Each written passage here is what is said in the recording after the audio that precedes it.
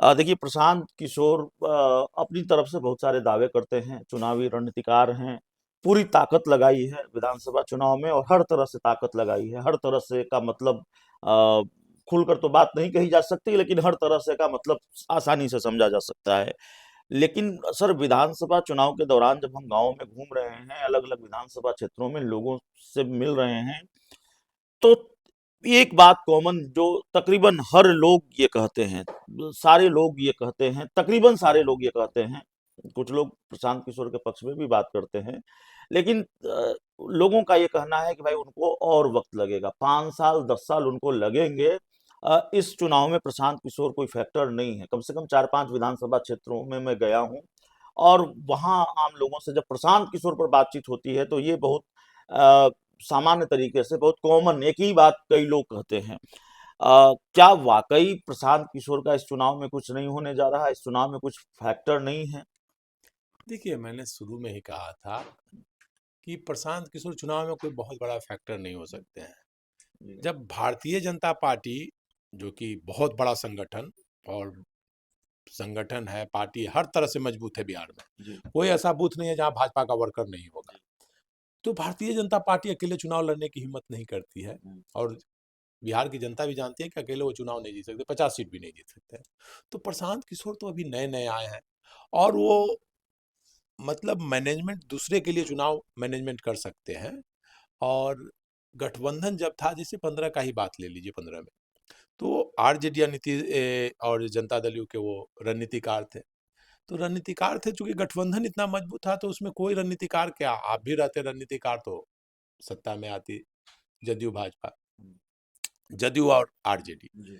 लेकिन अकेले अगर नीतीश जी चुनाव लड़ते हैं, और नीतीश जी ने बहुत काम किया, भाजपा अकेले रणनीतिकार बन करके चुनाव जिता दे, तब माना जाएगा।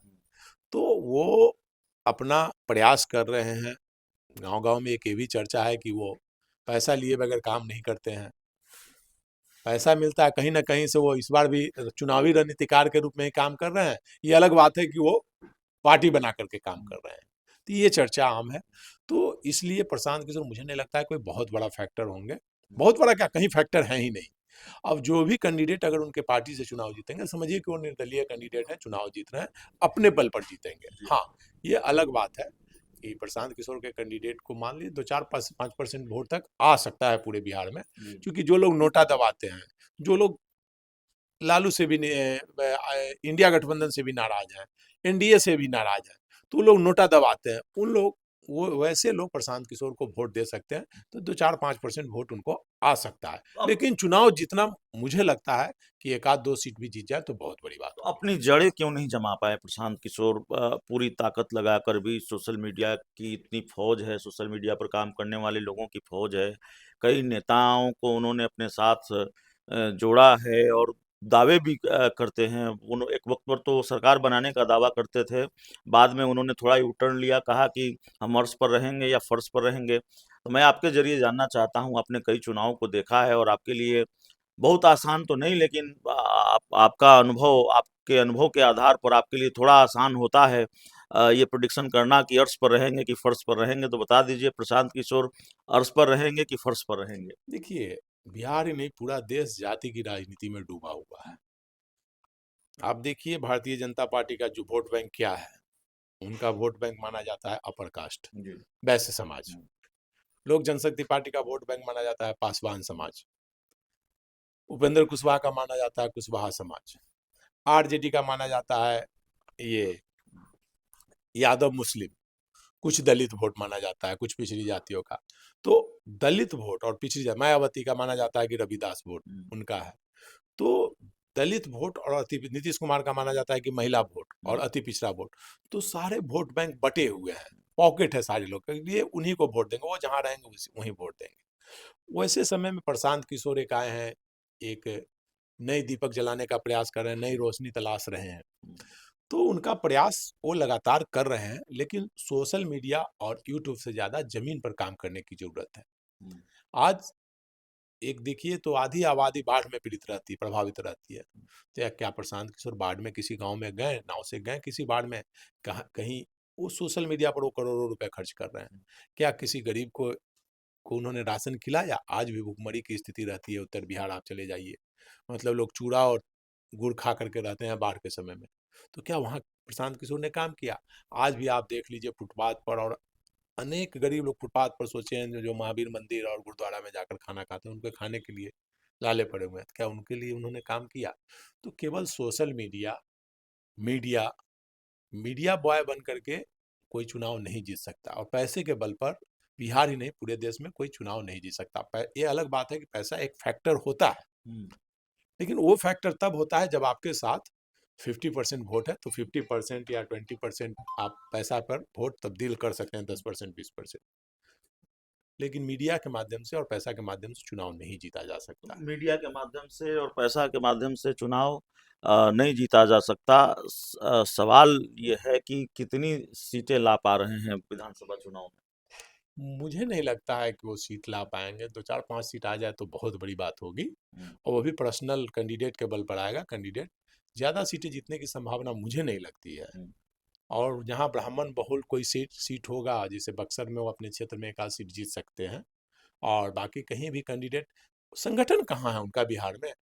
आप ही बता दीजिए, किसी भी पंचायत में चले जाइए, क्या उनका संगठन है? क्या कहीं भी चले जाइए, संगठन नाम की चीज नहीं है। राघोपुर को कहा कि अमेठी बना देंगे, हम चुनाव लड़े, क्यों पीछे हट गए चुनाव लड़ने से?